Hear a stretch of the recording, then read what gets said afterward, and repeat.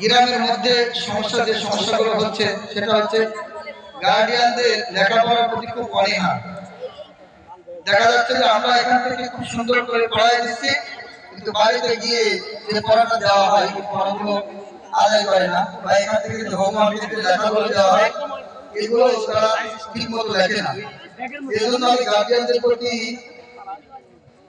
অনুরোধ রাখবো যে আমার সন্তানকে যখন এই প্রতিষ্ঠানে দিচ্ছি, এই প্রতিষ্ঠানে দেওয়ার পাশাপাশি আমরা আমাদের সন্তানদেরকে কি করবো, নিজেরাও চেষ্টা করবো যে যাতে করে আমার সন্তানকে সুসন্তান হিসেবে গড়ে তুলতে পারি। এবং নিজেরাও চেষ্টা করা, শুধু প্রতিষ্ঠানের উপর নির্ভরশীল না হওয়া।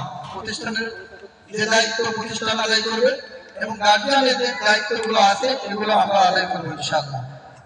আর আরেকটা বিষয় হচ্ছে, আমরা এখানে উপস্থিত আছি, আসলে প্রতিষ্ঠানিক নিয়ম পরীক্ষার পরে ফার্স্ট সেকেন্ড থার্ড সবাই আসলে হয় না, যেগুলো 3 জন হবে এটাই স্বাভাবিক, এটাই নিয়ম। তো আমরা যারা আজকে পুরস্কার পাবো, যারা পাচ্ছি না, আমরা কি করবো না, মন খারাপ করবো না।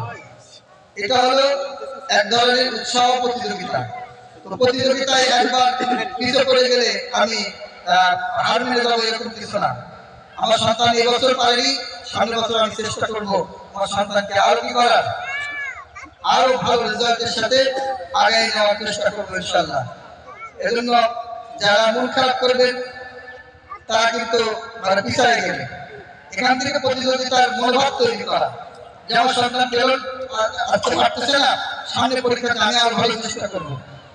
আমি এজন্য আর আমাদের এখানে রেজাল্ট সবসময় খেয়াল রাখবেন যে কোন সাবজেক্টগুলোতে আপনার সন্তান পিছায় আছে, ওই সাবজেক্টগুলো চিহ্নিত করা, এবং ওই সাবজেক্টগুলো আমরা পরবর্তী ক্লাসগুলোতে আমরা যদি চেষ্টা করি তাহলে ওইগুলোতেও ভালো রেজাল্ট করা সম্ভব। আমরা এরকম চেষ্টা করবো। আর একটা হচ্ছে, এখানে আমাদের যে রেজাল্ট আসছে